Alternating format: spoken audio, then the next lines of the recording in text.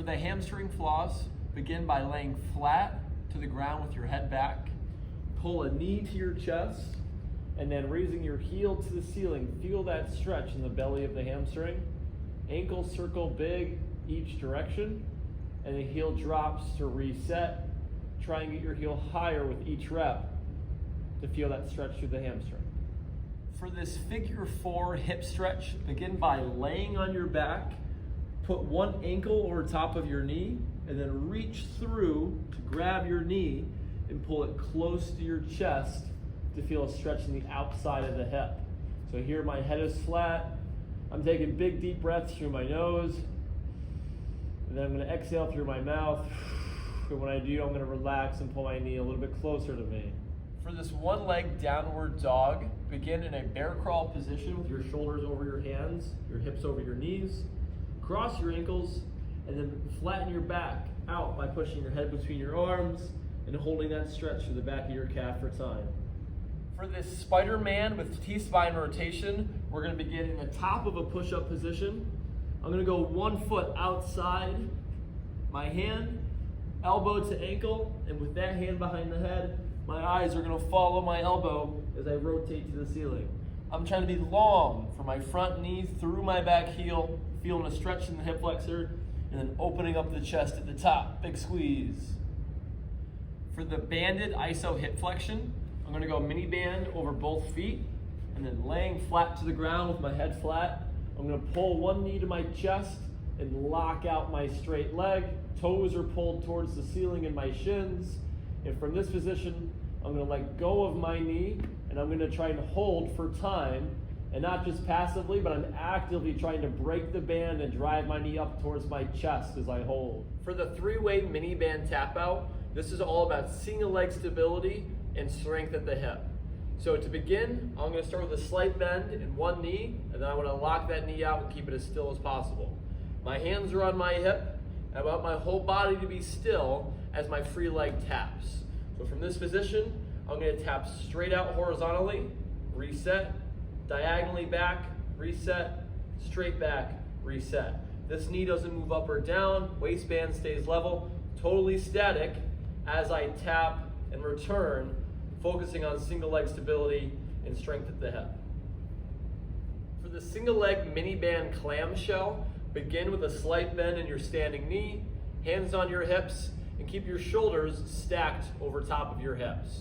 From here, I'm going to bend one knee back to 90, and I'm going to raise that leg as high horizontally as I can without crunching at the waist.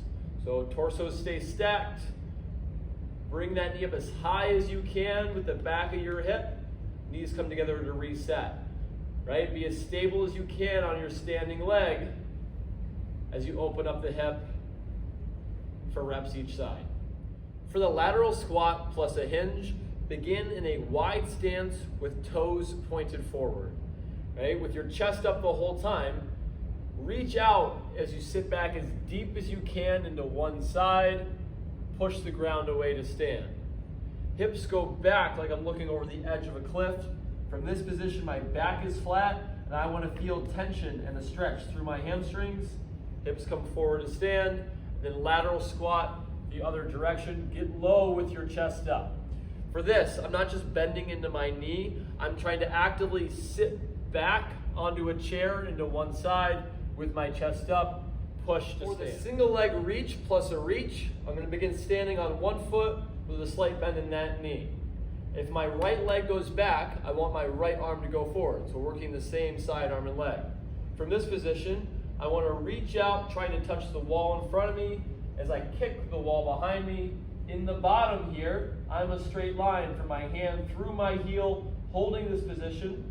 And I'm going to drive that same knee up as I reach with the opposite hand. And now I'm as tall as I can be, again, holding for balance. And then performing this for reps. Trying to work through those reaches, maintaining stability, and being as long as possible. To begin, almost like we're marching, I'm swinging from my shoulders. From this march, getting up into a skip, my feet are hitting the ground at the same time, and I've got rhythm between my hands and my feet. From this position, nothing changes as I move forward, backwards, keeping that timing, and then switching left and right. Again, nothing changes. Now I'm pushing the ground to move. Same thing coming back. Feeling snappy.